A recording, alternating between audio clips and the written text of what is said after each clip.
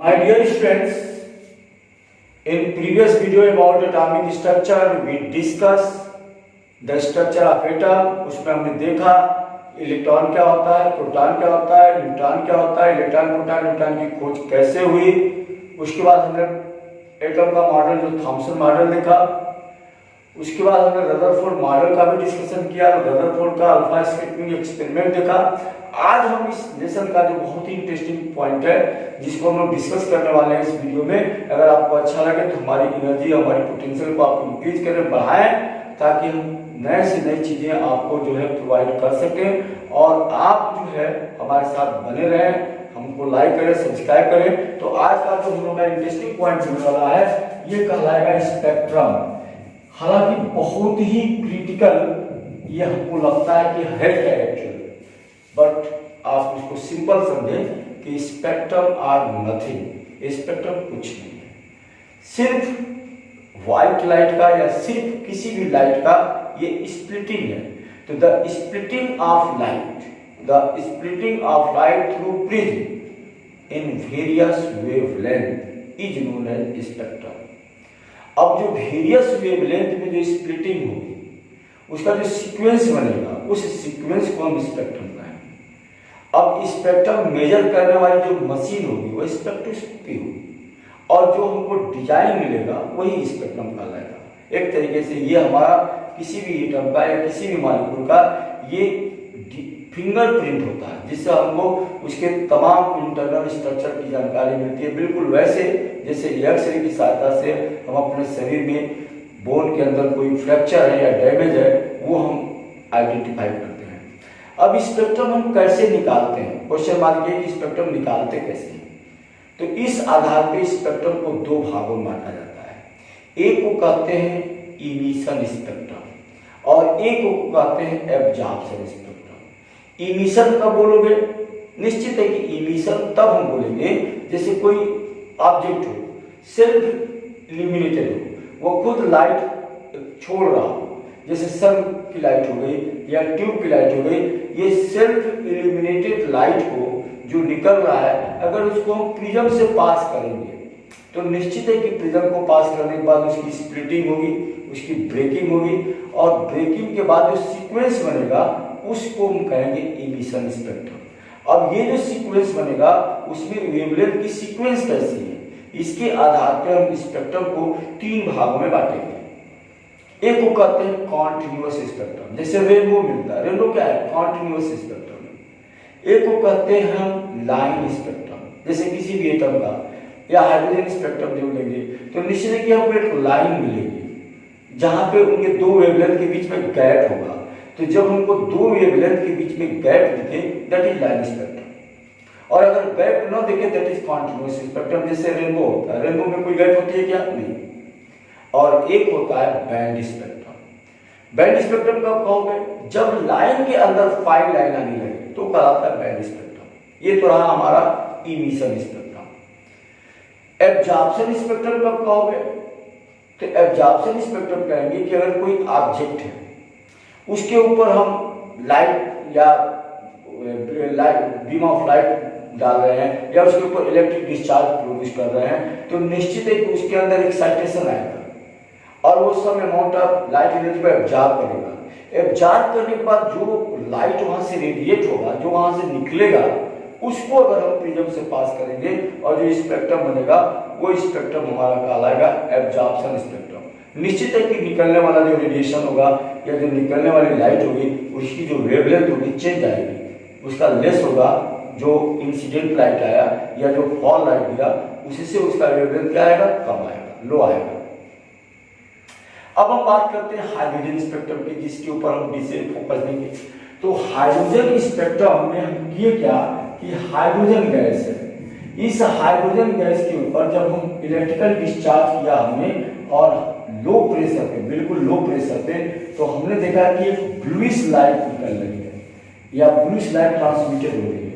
जब इस bluish light को हमने प्रिज्म से पास किया तो हमको वेरियस लाइन स्पेक्ट्रम मिले।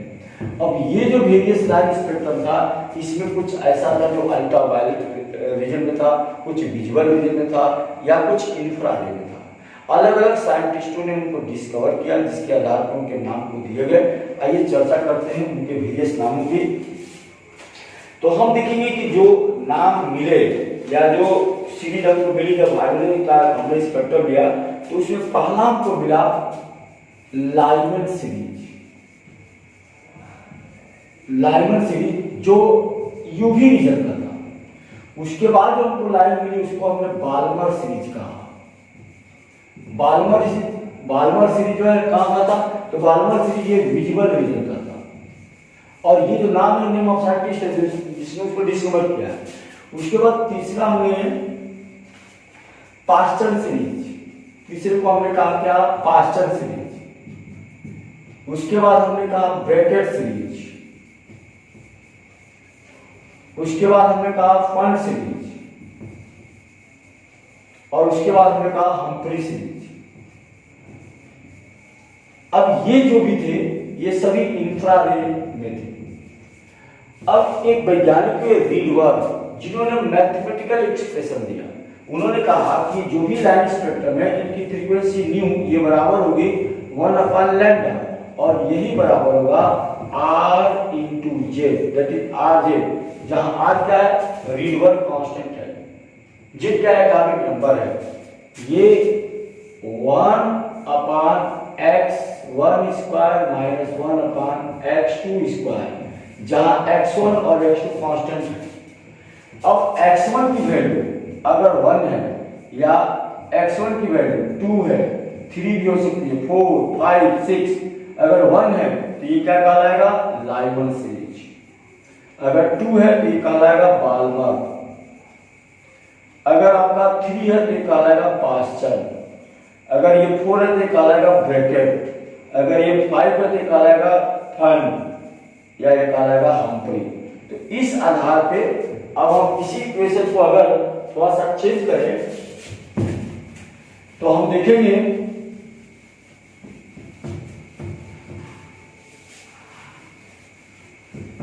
इस इक्वेशन को अगर हम चेंज करें तो हम लिख सकते हैं कि v बार that is 1/λ equal to r into Z 1/n1 square minus 1/n2 square, जहां n1 और n2 नंबर ऑफ ऑर्बिट है। अब अगर हम हाइड्रोजन के लिए देखें तो हाइड्रोजन के लिए जेड की वैल्यू 1 होती है, तो इसको अगर 1 कर दें तो हम लिख सकते हैं कि 1/λ equal to r 1/n1 square into 1/n2 square, जहां r रीडवर कांस्टेंट है जिसकी वैल्यू 109, जिसकी वैल्यू आपकी होगी 109,678 CF इनवर्स इसकी वैल्यू होगी। अब जो है मान लो कि अगर हमसे क्वेश्चन आता है, हमसे कभी पूछ सकता है कि एक इलेक्ट्रॉन जो है तीसरे ऑर्बिट से जंप करके छठवें ऑर्बिट में डाला है, तो उसका लाइन स्पेक्ट्रम कितना होगा? तो इसके लिए हमारा फार्मूला है कि लाइन स्पेक्ट्रम ये बराबर होगा n1 n2 minus n1 n2 minus n1 plus 1/2। जैसे मान लो तीसरे ऑर्बिट से कूद के छठे में जा रहा है, तो जो हमको लाइन स्पेक्ट्रम मिलेगा कैसा होगा? तो 6 माइनस 3 प्लस 1/2, यह आपका हो गया 3, यहाँ पे आपका 4 आ जाएगा, 2 का मतलब 6, यानी 6 लाइन हमको स्पेक्ट्रम में मिलेंगे। ये फार्मूला आप याद रखोगे। इस तरीके से जो आर की वैल्यू है 109,678 CF इनवर्स, ये रीडवर कांस्टेंट की वैल्यू है। कैसे आई वैल्यू ये हम अगले वीडियो में आपको बताएंगे। आज की इस वीडियो में बहुत ही डिटेल ये पढ़ने वाले हैं कि how can we calculate radius of orbit. तो अगला हमारा जो है रेडियस ऑफ ऑर्बिट, कि हम जो है रेडियस ऑफ ऑर्बिट को कैसे कैलकुलेट करते हैं। मान लिया कोई इलेक्ट्रॉन है जिसका मास m है, उसका चार्ज e है। अगर वो न्यूक्लियस के अराउंड मूव कर रहा है जिसका न्यूक्लियर चार्ज Ze है, तो हमने पढ़ा हुआ है फोर्स ऑफ अट्रैक्शन, अगर इलेक्ट्रॉन मूव कर रहा है तो जो उसका फोर्स ऑफ अट्रैक्शन होगा, हमने coulomb force law of attraction पढ़ा हुआ है कि फोर्स ऑफ अट्रैक्शन F बराबर होता है 1/4 pi epsilon 0 Q1 × Q2 R square. यहाँ पे हम 1/4 पाई एप्सिलॉन 0 को एक कांस्टेंट मानेंगे जिसको हम K कहेंगे, और इसकी वैल्यू होती है 9 × 10⁹ क्या न्यूटन मीटर स्क्वायर पर कूलम्ब। तो जो इलेक्ट्रॉन मूव कर रहा है अराउंड द न्यूक्लियस, उसका जो फोर्स ऑफ अट्रैक्शन होगा न्यूक्लियस के थ्रू, तो क्या हो जाएगा K × ZE, that is charge of nucleus × E charge of electron upon R square. ये हो जाएगा फोर्स ऑफ अट्रैक्शन। अब इसको चेंज करें तो ZE, तो इसको लिख सकते हैं K × ZE square upon R square. ये हो गया फोर्स ऑफ अट्रैक्शन। हमने पढ़ा कि अगर इलेक्ट्रॉन मूव कर रहा है अराउंड द न्यूक्लियस, अगर वो बैलेंस है तो फोर्स ऑफ अट्रैक्शन ये बराबर होगा सेंट्रीफ्यूगल फोर्स के। तो कहोगे कि for moving electron the force of attraction equal to centrifugal force. तो निश्चित है यहां लिख सकते हो कि फोर्स ऑफ अट्रैक्शन ये बराबर होगा सेंट्रीफ्यूगल फोर्स के, और सेंट्रीफ्यूगल फोर्स हमारा क्या होगा, तो K ZE square upon R square, ये बराबर होगा mv स्क्वायर बाई R। अब mv स्क्वायर बाई R जो आया, दोनों अगर बैलेंस है तो यहाँ पे हम क्या करेंगे कि v स्क्वायर की अगर वैल्यू निकालते हैं तो v स्क्वायर इक्वल टू क्या हो जाएगा, निश्चित है कि ये R से R कट जाएगा, तो v स्क्वायर की वैल्यू हो जाएगी आपकी K ZE square upon mr या Rm। यह हम मान लेंगे, इसको इक्वेशन 1। इक्वेशन 1 मान लिया हमने। अब हम थोड़ा सा इसको मिटाते हैं, अब आगे देखते हैं। हमने ये भी पढ़ा हुआ है बोहर मॉडल में कि कोई भी इलेक्ट्रॉन अगर मूव कर रहा है तो उसका जो एंगुलर मोमेंटम होता है, एंगुलर मोमेंटम का मतलब हो गया कि mdr ये बराबर होता है m × h अपॉन 2 पाई के। अगर यहाँ से v की वैल्यू निकालते हैं तो v इक्वल टू क्या हो जाएगा, m × h अपॉन 2 पाई mr। अब इक्वेशन ये हमारा हो गया इक्वेशन 2। इक्वेशन 2 के इस v की वैल्यू को इक्वेशन 1 के साथ कंपेयर करने पर या इक्वेशन 1 में रखने पर आप देख रहे हैं यहाँ v स्क्वायर है, तो अगर इसको हम v स्क्वायर करते हैं तो टोटल का ये स्क्वायर हो जाएगा। तो हम लिख सकते हैं कि n square h square upon 4 pi square m square r square equal to what, K ZE square upon mr। अब यहाँ पे अगर हम देखें तो ये r यहाँ डिवाइड में अगर क्रॉस करेंगे तो ऊपर चला जाएगा, तो r से r कट जाएगा, m से m कट जाएगा, तो हमारा इक्वेशन हो जाएगा n square h square upon 4 pi square m into r equal to K ZE square. अगर हम बात करें क्रॉस मल्टीप्लाई की, इसको अगर मान लो 1 मान लेते हो तो हमारा क्रॉस मल्टीप्लाई ये होगा, और अगर क्रॉस मल्टीप्लाई करते हैं तो हमारा इक्वेशन जो बनेगा वो क्या होगा, तो बनेगा हमारा इक्वेशन कि 4 pi square m into r into K ZE square, ये बराबर हो जाएगा m स्क्वायर h स्क्वायर। तो फिर R इक्वल टू क्या होगा, तो R इक्वल टू हो जाएगा, ये पूरा डिवाइड में चला जाएगा, तो R इक्वल टू हो जाएगा m square into h square upon 4 pi square m into K ZE square. अब हमें मालूम है कि Z की वैल्यू 1 होगी, किसके लिए, फॉर हाइड्रोजन लाइक एटम या हाइड्रोजन के लिए। K की वैल्यू क्या होगी, 9×10⁹ newton metre coulomb square, newton square coulomb. m की वैल्यू होगी mass of electron 9.1 × 10⁻³ kg। E होगा 1.6 इंटू 10⁻⁻19। पाई की वैल्यू लिखेंगे 3.14 और यह जो प्लांक कांस्टेंट है जिसकी वैल्यू होती है 6.626 इंटू 10⁻34। अब ये पूरी वैल्यू को अगर हम यहाँ पुट करते हैं तो जो हमारा आर निकल के आएगा, निश्चित है कि अगर पूरी वैल्यू को हम पुट करते हैं तो जो हमारा आर की वैल्यू आएगी ये आएगी 0.529 into 10⁻⁸ CM into N square, ये हमारी वैल्यू आएगी।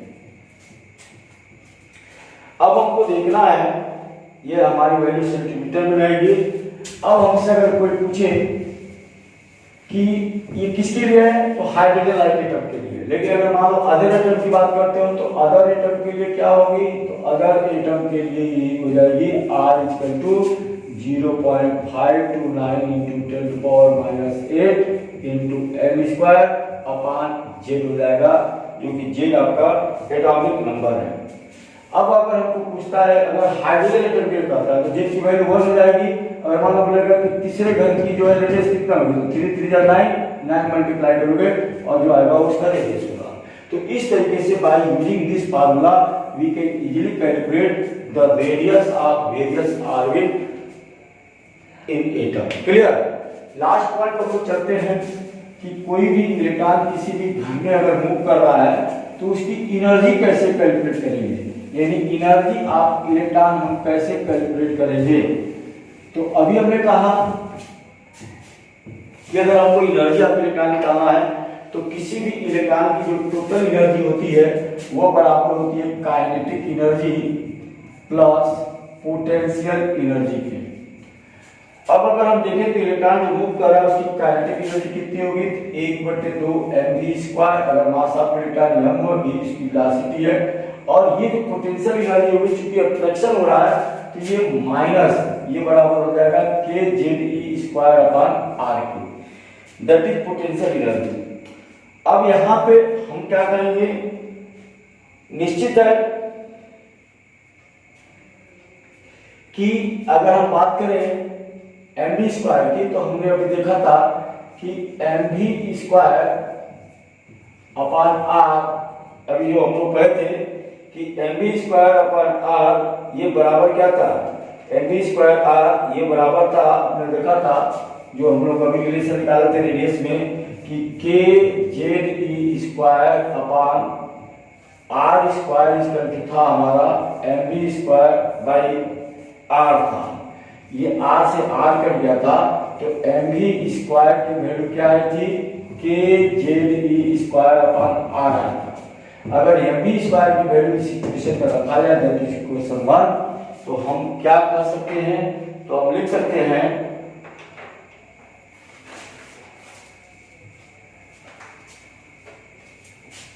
कि Ze²/r, तो हम लिख सकते हैं कि total energy of electron that is E equal to 1/2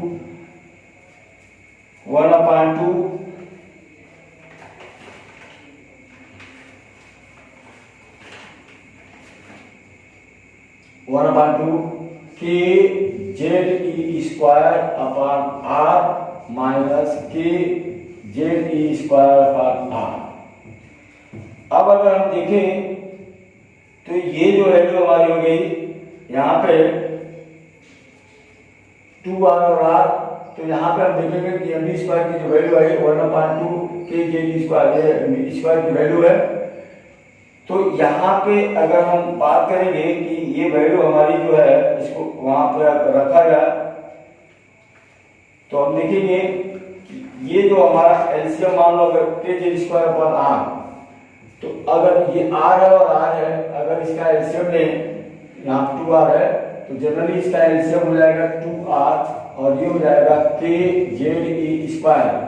1/2 को या लिखें या इसको 1/2r कर दे, एलसीएम हो गया 2r kZe² माइनस 2kZe²। अब माइनस 2kZe², अगर इसको हम हल करते हैं तो हमारा क्या रहेगा, माइनस kZe²/2r। ये मिला हमको टोटल एनर्जी E। अब हम क्या करेंगे कि जो अभी हमने रेडियस का जो फार्मूला निकाला था, तो कहोगे कि put the value of R, put the value of R in this equation, that is equation 2 इसे कहोगे। अभी हमने R की वैल्यू निकाला, तो R की वैल्यू हमारा क्या था, R की वैल्यू था n square into h square upon 4 pi square m के e स्क्वायर। अब अगर हम R की वैल्यू रखते हैं तो E इक्वल टू क्या हो जाएगा, निश्चित की वैल्यू रखोगे तो ये 4 पाई ऊपर आ जाएगा, तो ये हो जाएगा 4 पाई स्क्वायर m के e स्क्वायर। क्लियर? और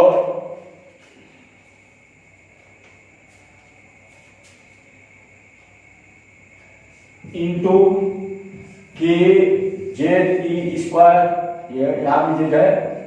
तो अब यहाँ पे और अपान में जब ये वैल्यू रखोगे तो ये ऊपर चला जाएगा और नीचे आपका हो जाएगा N square into H square into 2। तो अगर इसको हम हल करते हैं तो 2 से 2 कट जाएगा, तो हमारी वैल्यू क्या मिलेगी, E equal to 2 pi square m, 2 pi square m। E आपका यहाँ 2 इंटू है तो ये जाएगा E4, उसके बाद k स्क्वायर, उसके बाद हो जाएगा z स्क्वायर डिवाइडेड बाई, ये सिंबल माइनस की रहेगी, n स्क्वायर, क्योंकि माइनस मल्टीप्लाई किया जाएगा तो माइनस आ जाएगा, n square h square.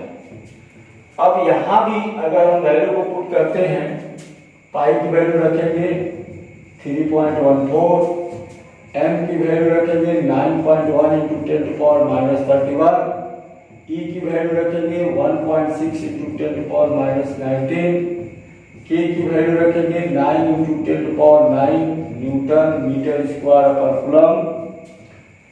Z hydrogen के लिए इसकी वैल्यू रखेंगे 1, एच की वैल्यू रखेंगे 6.626 इंटू 10 पावर माइनस 34। तो ये जो वैल्यू इस इक्वेशन थर्ड में हम पुट करेंगे तो हमारा जो मान निकल के आएगा वो होगा energy E equal to minus 21.79 upon N square into 10 to power minus 19 joule. ये हमारी वैल्यू निकल जाएगी if we put this value in equation 3। अब हम देखेंगे कि ये जो वैल्यू आई, जहां n क्या है, नंबर ऑफ ऑर्बिट है 1 या 2 या 3। अब हम इसको अगर हम इलेक्ट्रॉन वोल्ट में लेते हैं तो हमारा फार्मूला है और वह ये है कि 1 जूल ये बराबर होता है 6.24 19 into 10 to power 18 electron volt. और इस जूल को अगर हम इसमें मल्टीप्लाई करते हैं इलेक्ट्रॉन वोल्ट में तो एनर्जी E इक्वल टू होता है minus 13.6 upon N square electron volt. तो ये हमारा फाइनल आया एनर्जी ऑफ ऑर्बिट।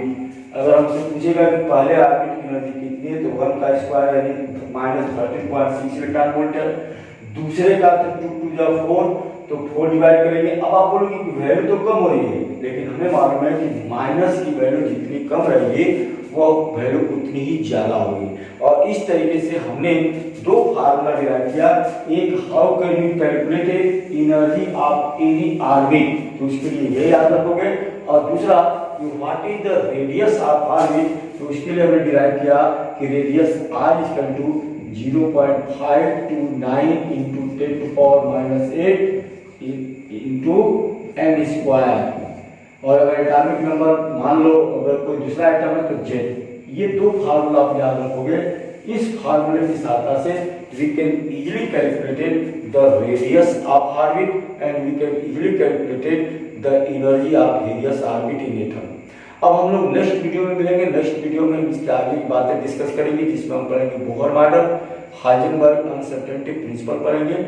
अफवाह प्रिंसिपल है, पॉलिंग है। तो ये जो भी एटॉमिक स्ट्रक्चर से रिलेटेड है, आज हमने जो डिस्कस किया वो एटॉमिक स्पेक्ट्रम पे किया, और एनर्जी ऑफ इलेक्ट्रॉन और उसका रेडियस कैसे कैलकुलेट करेंगे इस पे हमने किया। Okay, thanks.